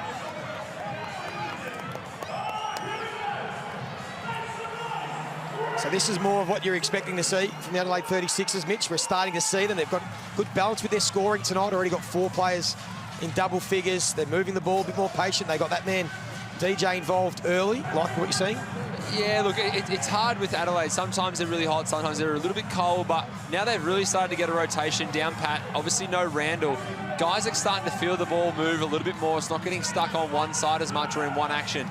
And sometimes that's a good thing, sometimes it's a bad thing, but guys are stepping up.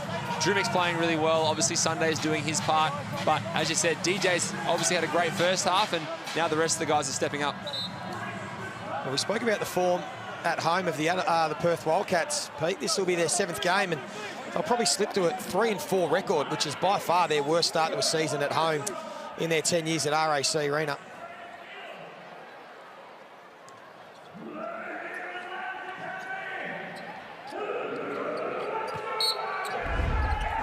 Pete Hall, it looks like their poor form at RAC Arena for the Perth Wildcats is continuing.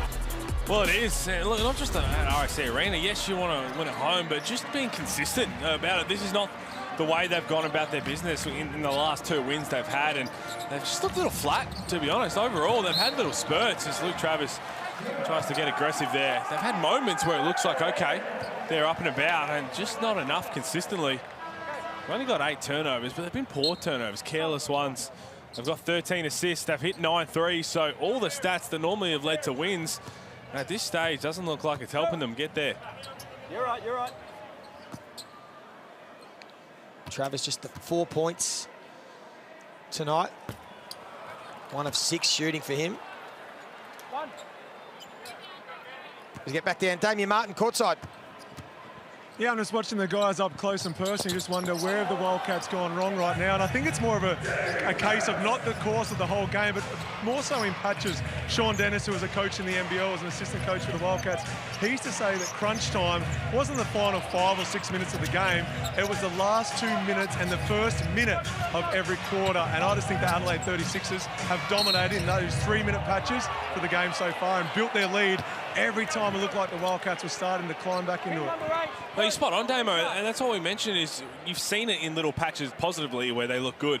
But again, when you're playing against an Adelaide team that loves to play quick, just those moments where you're flat, they're going to run it down your throat, down the other end. They've done that, and they've got 1 through 5 where you've got guys, you've got athletes. Mitch McCarron leading the break, Sunday Detch sprinting to the corner, Drimmick to the corner, Cleveland Franks, and when Daniel Johnson's on, even if he's not one of the first ones down the floor, if you forget about him, he trails into threes. So there's just too many weapons on the floor for you to just be so nonchalant with the ball and allow Adelaide to get out and play quick.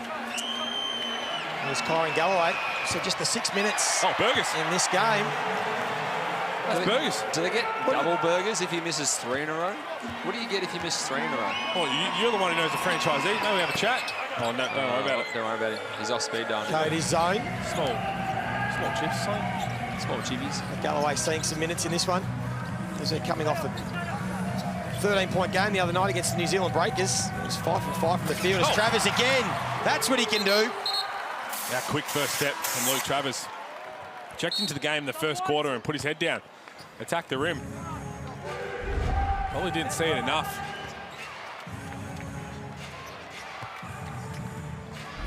Drink just caught standing up.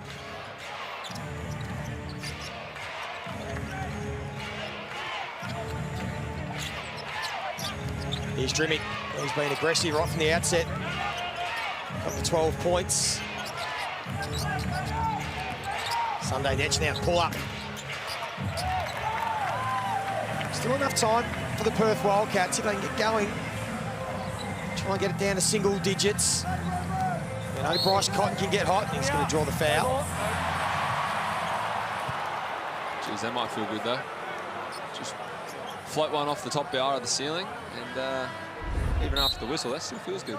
And again, I think offensively we've harped on about like a broken record, and for good reason, but they've got 64 points with just over 7 minutes to go. That's more than enough at this point in the game to have even a chance to win.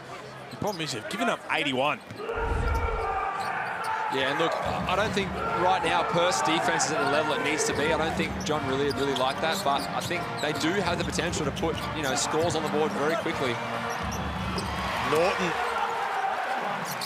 gets to double figures for him, 10 points, and a technical foul.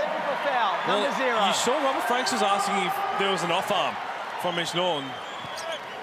Yeah, the referee just saying not in that one, so he must have had a couple more things to say after that. Have another look here. It was a great back door, really good finish, and he's right there saying there's an off-arm, and he's got a really strong case. Just right in the blind side of the referee who was standing underneath. But obviously doubled back down on his thoughts, and in the end, not the technical. I like this from Perth though, up the court, a lot of pressure right now. 7 minutes to go, it's only a 14-point game. You see them get 1 or 2 stops in a row, lift the intensity on defense. This is where I think Bryce is really going to come alive these next 2 or 3 minutes. Make a few plays. Love to see him get back in this game and watch CJ go and call a timeout and make this a close one. Both teams have a bit of a break until their next games. Perth have a road double to Brisbane and New Zealand. As Franks sees the shot clock expire. Well, really nothing sort of offensive set from the 36ers. Whatever they were trying to get into, just nobody was on the same page. They were moving at the wrong time. No one set any kind of screens. Just playing into Perth's hands. This is not a game that you want to take lightly these next couple of minutes, because as Mitch said, this man right here really needs a little spark. Going to leave nothing in the tank. Got some time off as Manic lets it fly. 9 of 30 from deep are the Perth Wildcats. They are letting it fly. Adelaide will host Cairns next week and then go to Sydney A couple of tough games for them. They've got a job to do tonight. There's Johnson. Might have had a little shuffle, but he gets another easy bucket under the basket. Just took his time in there, didn't he? Just watched everyone sail by. Not sure what they were thinking. Little dribble. Then the turnover, and they've done this all night, Adelaide. They've just run the floor and helped themselves to easy buckets. They do it again. Cannot turn it over, cannot give up long rebounds. In the blink of an eye, they're down the other end, either shooting a 3 or a layup. Finally, Cotton gets one to drop. He's up to 14 points, just 2 of 7 from beyond the arc tonight. Bryce gets one to go there, but if you're Macca, you really need to understand and be disciplined there. Just stay on his outside hip, force him into the keyway. You know he wants to get that little snatch back, little step back move. Just got to be disciplined and make him stay inside that paint and facilitate to others. And this time, unselfishly, little handoff to Manick. It's great job by the Perth Wildcats, not giving up, and now it's Adelaide. Last 60 seconds, falling asleep. Have a look at this. Bryce Cotton, just a nice little dump-off pass, and Brady Manick got a little bounce in those legs. He's got a few dunks tonight. Of course, the basketball action just continues to get better this weekend. Tomorrow night, what about this one, Pete? Cairns and New Zealand, the 2 most improved teams in the competition. Oh, cannot wait. They are going at it. It's going to be a beauty. Love both these teams. I tell you what, if you're not looking forward to just that one, but with Keanu Pinder, Derek Pardon's been fantastic, but have a look at this. Wait for the Sydney Kings and the Cairns Taipans as well. Keanu Pinder talking that talk. I love it. I absolutely love it.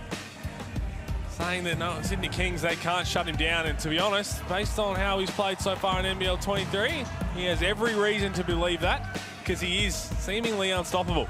Yeah, him and the young Taipans playing some wonderful basketball, but so are the Breakers. That's a huge game. Cannot wait to see how that unfolds. 2 teams who bottom of the ladder last year, title contenders this year, and then that's the game on Monday night that Keanu Pinder referring to. But before that, we get to see Creek in action on Sunday against the Illawarra Hawks. Been a while since you played last. Yeah, look, it's... rest the old body. Yeah, it's nice. Couple of days off, RDO, feet up. There's something special about that game, I believe, Joey. Is there a milestone? Is there a milestone game? It's my 300th birthday. Is it? 300 games. Congratulations. Isn't that old, Mitch? Yeah, look, I'm still a spring chicken. Well, I tell myself that anyway, but my body tells me different when I wake up nowadays. It does help when you made your debut at 11. What a wonderful season it's been so far. We're still none the wiser who's going to win this title as Daniel Johnson.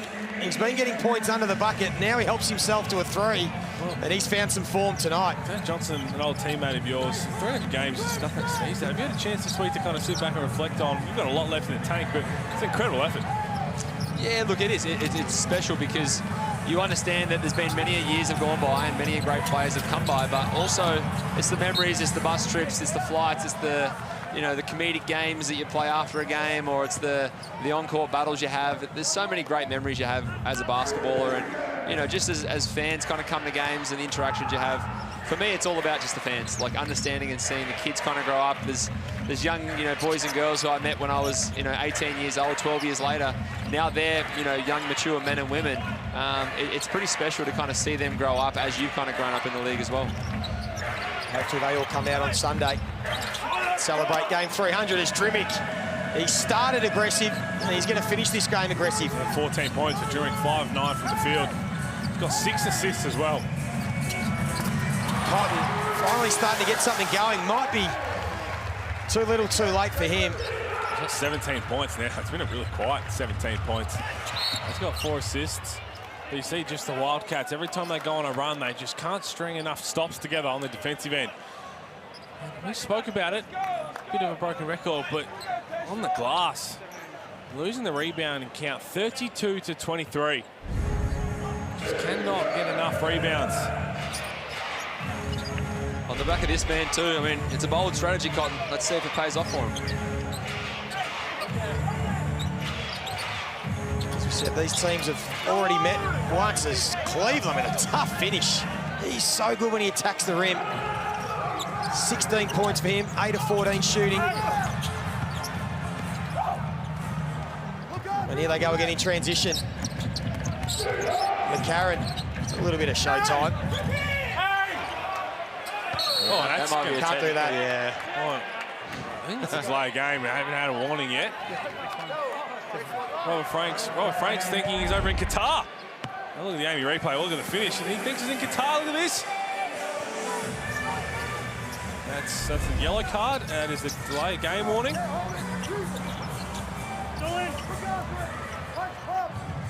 Of course, everyone 3 times in this NBL season. You play one team 4 times, and it's these 2 teams. So they're going to split their first 2 matchups, and they'll meet again in round 10. Of course, as we said with the ladder now, the Wildcats will drop to 7th with this loss tonight. And Adelaide just starting to climb. They'll get to 5th. Starting to find their best basketball. Well, they've still got a piece to add, don't forget. It'll be interesting to see what path they go down. And speaking of pieces to add, I don't know how far away it is because it's been a topic of conversation for years. Bryce Cotton's citizenship, sooner or later, that thing is coming through. And if that does come through, what piece do the Perth Wildcats go out and get? Well, what do you think they need? What do you think both teams need? First, the Adelaide 36ers, what sort of player should they be looking to add to this already talented roster? Well, it's an interesting one because even with Craig Randall, I thought that they're underutilising Anthony Drink and Sunday Detch, 2 guys, 2 locals who can perform and play starters minutes on any other team. So now they're really starting to fit into their role. You've got Kai Soto as well.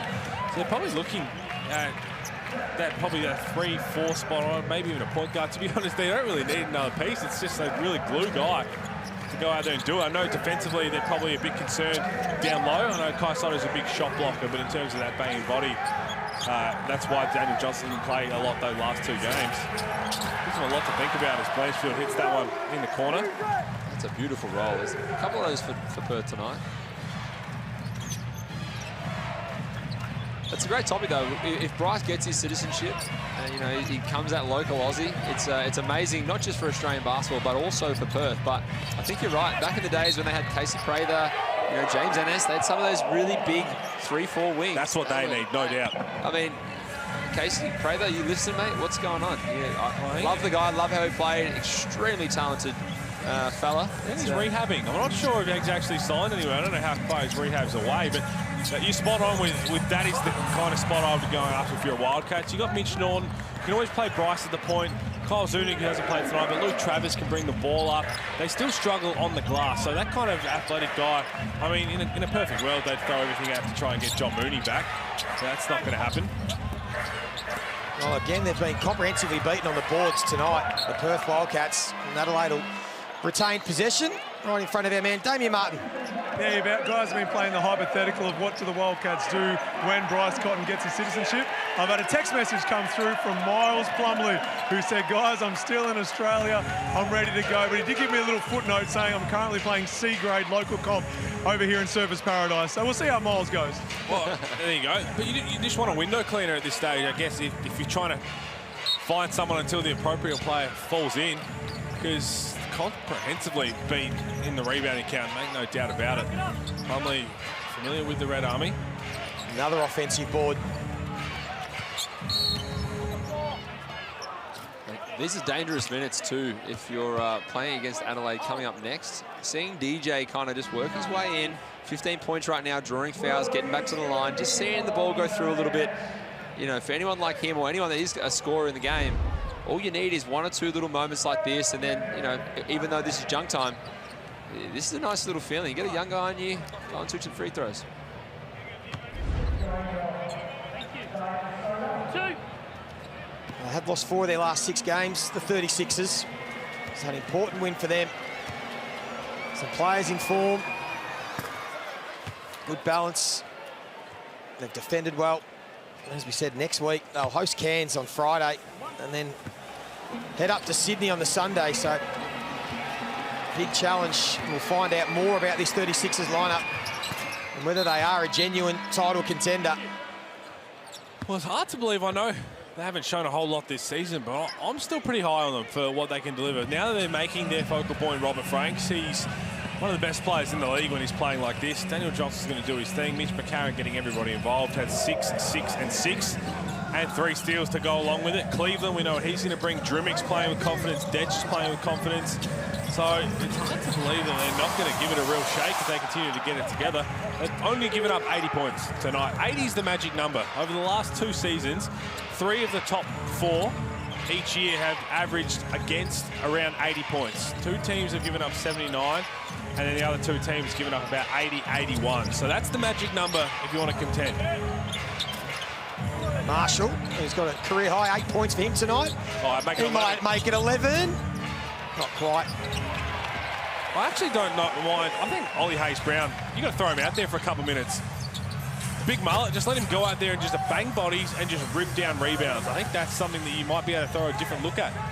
And he's going to bring size, he's going to bring strength, and a guy like that, you can go out and say, look, you can be a little reckless, you can go at these O balls a little bit harder, just make something happen. That's all you want. And Good or bad, make it happen. I love that, where you basically say, don't be silly about it, but you've got 5 fouls. Go out there, be a big body, do that. Get a jump hook. Get a jump hook, play solid, and just rip down rebounds. That's where they've struggled, that big presence inside. Just eat glass for a couple minutes, and then we'll bring in the other guys. The hair's luscious, isn't it? Oh.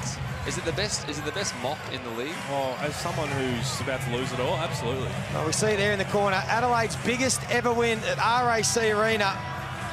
They've put them to the sword. It's their highest score this season, or second highest. They scored 98 against the Phoenix, but Adelaide 36ers have got the job done. Comprehensive win. And maybe they're just starting to put the competition on notice that they will be the force that we all thought at the start of the season. Coach CJ Bruton's done a wonderful job, and they'll be mighty pleased with this 14-point win. Oh, they will be. Look, they had patches where they were a little poor, had mental lapses, but to go on the road and to win the way they did, I think they are starting to put it together. And yes, we're going to always talk about the normal contributors, Daniel Johnson, Franks, Cleveland, Mitch McCarron, but it's those guys, it's the Sunday Detch, it's the Anthony Drummicks, and it's even right now the Nick Marshalls, those guys who are coming in, playing their role, but playing with confidence, which is going to help this team to continue to grow. There's a lot of season left, make no mistake, and maybe they got their growing pains out of the way early. And they enjoy playing on the road. That's 4 of their 5 wins now have been away from home. They'll climb the 5th on the ladder, and they're just building nicely into this season. Life without Craig Randall.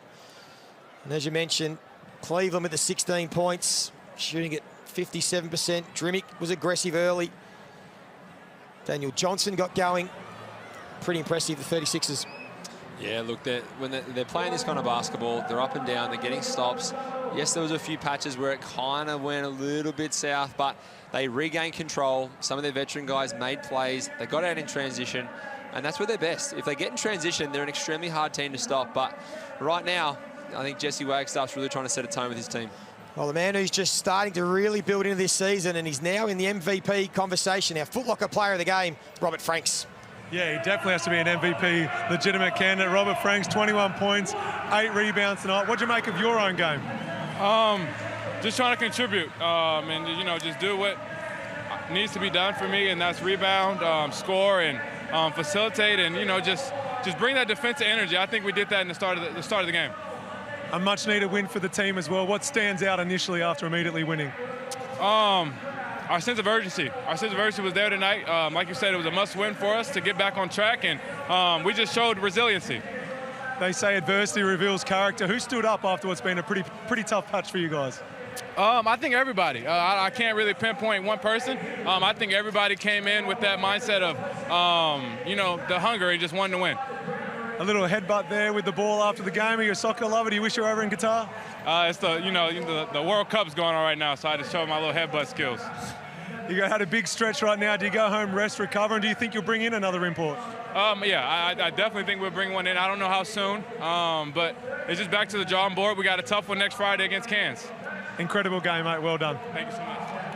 Well, he's now the man at the Adelaide 36ers. No Craig Randall. He is their MVP. Well, no doubt about it. And as we've said, probably should have been from the get-go this season. He had a terrific year last year in the NBL. He understands how the NBL's played. He understands how it's officiated. It's about time they feed the beast, and the beast is starting to unveil himself. And he's a tough cover. No mistake about it. When he gets rolling, he is one of the best players in the competition. What makes him so tough? I just think his ability to score at all 3 levels. He can shoot the ball from outside. As you can see, his face-up game out of the post, ability to back guys down, knock down that mid-range shot, but he's also a great athlete. He can finish with both hands. And look, you know, 21, 8, and 2, amazing game from him. But you know, it's his teammates that are hyping him up, making him feel great about being an excellent player for that team. He is the stud of the 36ers. And the ominous warning, he's starting to knock down his three-pointers again. If he does that, look out. Another one who started the game in terrific form, Anthony Drimmick. He's also down with Damian Martin. Yeah, we spoke about how important Robert Franks was tonight, but I thought another player who was equally as important, Anthony Drimmick. Your start to the game, it set the tone, it set the tempo, and we're full of confidence. What does it mean to you play that way? Yeah, I mean, I try to do that every game, right? Set the tempo, set the energy for the team, and, you know, that obviously transferred, and, yeah, we came away with that win, so it was good. What does it mean to the team after what has been a tough couple of weeks? Yeah, it's been a tough couple of weeks. You know, we're really focusing on just playing team basketball, getting around each other, and playing really hard. And you know, our efforts showed tonight, and yeah, you got to see the result from that. We got Mitch Creek in the studio today calling the game. He's 300th this weekend. What are your thoughts when I say the name Mitch Creek? Oh, he's getting old. 300. He's getting old. He's getting old, the big fella. Honestly, Mitch Creek, you know, played 4 years with him in Adelaide. Super proud of the, you know, being able to reach that milestone, and you know, I look forward to watching that game. And on the flip side, you got the old man in Mitch Creek, the young fella Nick Marshall. Fantastic tonight. What's he like to play alongside? He is electric. Look, I'm really excited for his future. I was glad he was able to get in and get a couple minutes tonight, because you know, you can see the upside he has, and you know, he has an incredibly bright future. And yeah, he had a great night. Congrats on the win, mate. Well done. Well, Damian Martin mentioned him setting the tone. Every good team has an energy guy, don't they, Pete, that really sets the tone. And it seems to me this is the guy for the 36ers. Yeah, it does. And I'm glad that he is getting that opportunity, because he came into the season, he's had a few injuries, and he played a really good NBL 1 season for the Northside Wizards in the NBL 1 North. So I expected a big year from him. It was a slow start, but now we're really starting to see it. And this is the Anthony Drimmick that I think the Adelaide 36ers thought they were going to get. Ryder Apply, what's it like playing with Anthony Drimmick? Big doopy. We always give ourselves a whole bunch of stick on the foul line. Him, myself, and Mitch McCarron. He's a legend. He works really hard. I love playing against him. I hate playing against him. He's got the biggest, hardest head you've ever seen in the entire world. And better video game player than you. He's a far better video game player. I haven't turned mine on anymore. But look, if he plays like this, he sets their energy defensively. Yes, it's tough. Yes, it's a little bit on the line. But, mate, that's what you want in great guys to play against and also to play with. Well, let's get back down to courtside, because Damian Martin has a very proud coach with him, CJ Bruton. CJ Bruton, simple question. How do you feel? I feel great. Clearly coming into the jungle, being able to get a win like this is it was important for us to see where we're at. And after the game against New Zealand, who I think was the hottest team in the league, and I think we went toe to toe in their building. Come here to get this win just shows you that we're trending in the right direction. Obviously, no more Craig Randall. He's not a part of the club. You do have an import spot. Are you actively looking, and can we see someone suit up by the next time you guys play? Maybe, maybe not, but I definitely am looking. There's been had a lot of names come across the decks, but clearly playing these 3 games and focusing on my job, which is to win these games and put our team in a good spot to be successful so we can win these games, has been the objective. And so I think right now is the time to focus on that. Sort of have an idea what we need, but again, until I talk to our players and our coaching staff, I'll come back with that. I thought defensively it might have been the best 40 minutes anyone's played against the Wildcats, whether it's denial basketball, switching defense, getting in a stance, pointing and talking. What did you make of the game defensively? Because that's where I thought the game was won. Yeah, I think it was too. Clearly it's a focus. You know, Bryce, Corey Webster, Blanchfield, Manic, Wagstaff, everyone can shoot a ball. And if you're not able to defend the three-point line here, you put yourself in a bad spot. And I thought, and they still got up enough shots in that first half, enough to, there's a few balls that just missed and didn't go their way or bounced their way, but not giving them second chance points, as you know, that can come back and bite you. And we gave up one from the free throw line and got a 3. So I was not happy about that, but clearly defensively we were solid and it led to our result. We've spoken about the coach's challenge. When you have a player come to you and says, "Coach, I didn't touch it," how does it feel when they get it wrong? The my bad doesn't cut it, I'll tell you right now. But yeah, I mean, there's a couple that I wanted to challenge after that, which I thought would have went our way. But, you know, you win some, you lose some. And overall, it's not taken away from where you don't have a chance to win the game is always the answer. Great game, well coached, hell of a job. Thanks, man. Appreciate it. Let's take a look at the Adelaide 36ers shot chart, because they've spoken in recent weeks about moving the ball more, being patient, and they certainly look like they did that tonight. Well, they have. Look at all those makes inside the keyway. They shot 56% from the field, and that's why. look at all those easy ones. They were just passing the ball around, 22 assists, getting the easy layups. That's why they managed to score 96 points in an away venue. Yeah, look, I think the other key number there is the three-pointers, 7 of 21. I know it's only 33%, but the key number there is the 21 attempts. There's been games, especially a few weeks ago, where there's 35, 40 attempts in the game. That's too many. They didn't have to do it. You're exactly right. Because they were just passing the ball around, the bigs were moving inside, they were playing together. That's what ultimately got them wide open layups. And then the threes they hit, they were the good ones. Extra pass, knock it down. Let's turn our attention to the Perth Wildcats, Pete, because they're now 3-4 at home this season. The last time they had a losing record at home was 25 years ago. The jungle's no longer as daunting as it used to be. You've won there already this year, Mitch. It's a concern for Perth Wildcats.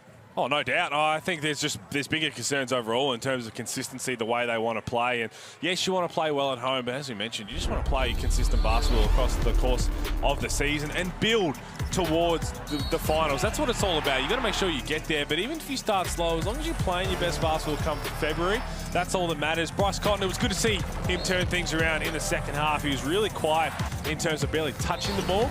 Got more active in the second half, but ultimately their defense just wasn't up to par. Damien Martin, let's bring a Perth legend into this conversation. This is unusual scenes. We haven't seen this, as we said, for 25 years. Perth struggling at home, struggling with consistency. What are you seeing from your perspective? Look, I thought they'd turned the corner after back-to-back wins, playing a different style to what we'd seen for the previous 5 when they went on that losing streak. Tonight, they went back to too much stagnant basketball at the offensive end. And sometimes when you're just standing and watching, not creating space, then that can go down the other end where you're not playing in a stance and getting the stops that the Wildcats need defensively so that they can be the team to get out and run. I thought Adelaide put on a clinic tonight about playing great at one end defensively. As soon as you got a steal or a defensive rebound, getting ahead, kick aheads, off the dribble, whatever it was, and that first 5-6 seconds trying to get on the ring and score. And you only do that with 2 reasons. One, you've got a green light to do it from your coach, and secondly, you're fit enough to go and do it off the back of getting some stops. Damon, what is going to be the answer in terms of this rebounding issue for the Perth Wildcats? Because people forget last season, while it didn't look too bad statistically, in big games it came up to really hurt them when they fell short. They're not even close to the rebounding count tonight. How do they fix that? They don't have, obviously Jesse Wagstaff is a bit older. They don't have the Greg Hires who fly in for offensive rebounds. They don't have the Nick Kays, the John Mooney. So what is their answer here? Look, I think they've got to focus on, one, it's got to be collective. You can't just point to the big guys and say, hey, that's your job, because it's far from the truth. But if they box out, then it's on the guards to swoop through and go and get 3, 4, 5. Guys like Shea Yearley have made a living out of swooping through, winning big plays time and time again. We're not seeing that consistently enough. And then secondly, the rebound count is one thing, but you've got to win the overall possession game.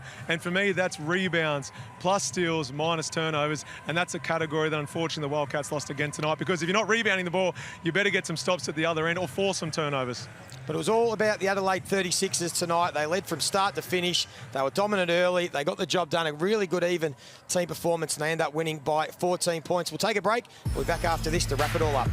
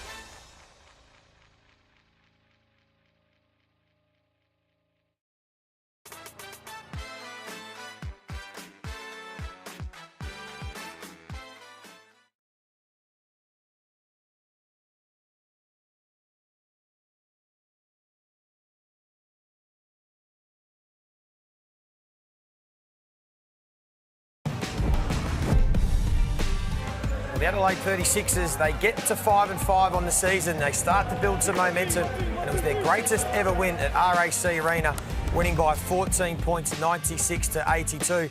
Mitch Creek, Peter Hawley, pretty comprehensive performance. We take a look at the match stats, but Adelaide, really, they dominated every facet of the game. Oh, they did. I mean, it only looks like 4 assist difference, but that's because Perth started to catch a little bit of a roll and pass the rock in the last few minutes when they knocked down some threes. But look at the rebounding count.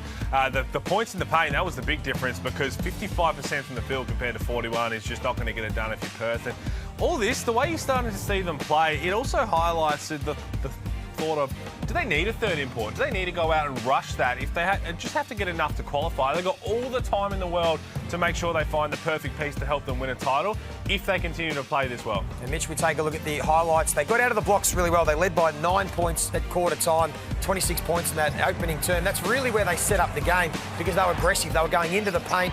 As we saw with their scores chart early, they got Daniel Johnson involved, and from there the rest of their game flowed.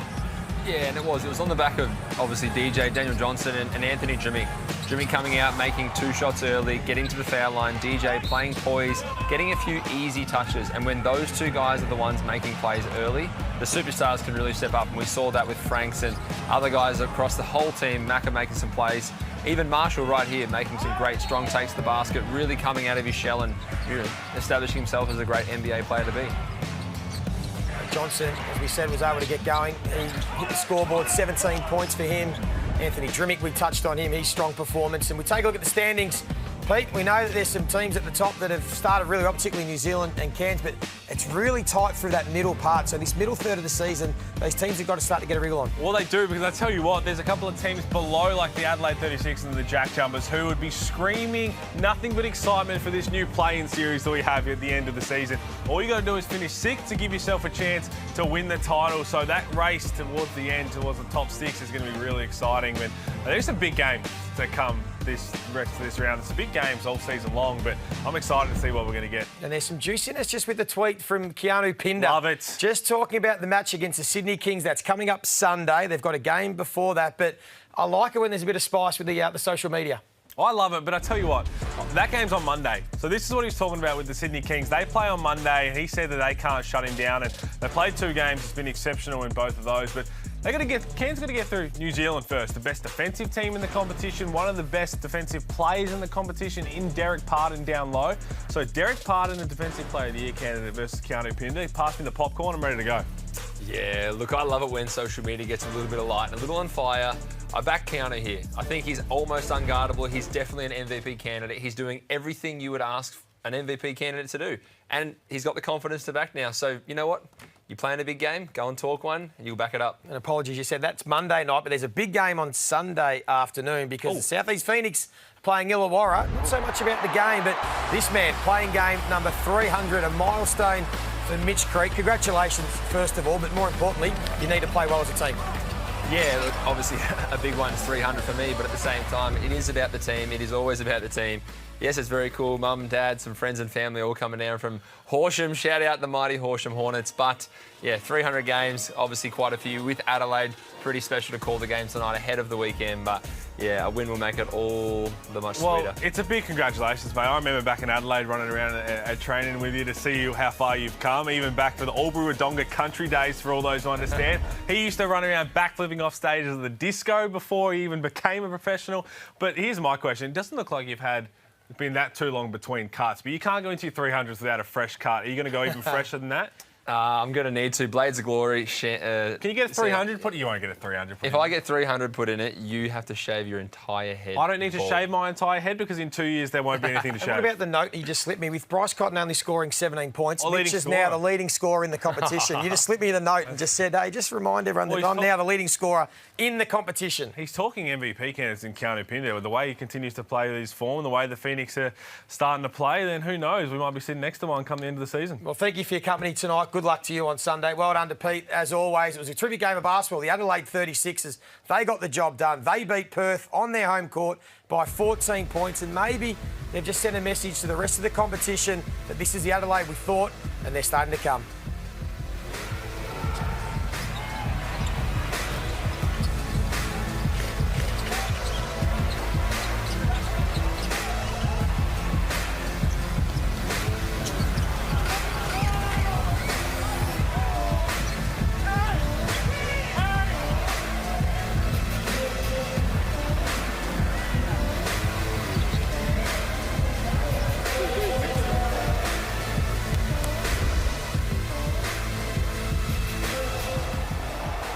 This program is brought to you by Hungry Jack's and Bunnings Warehouse.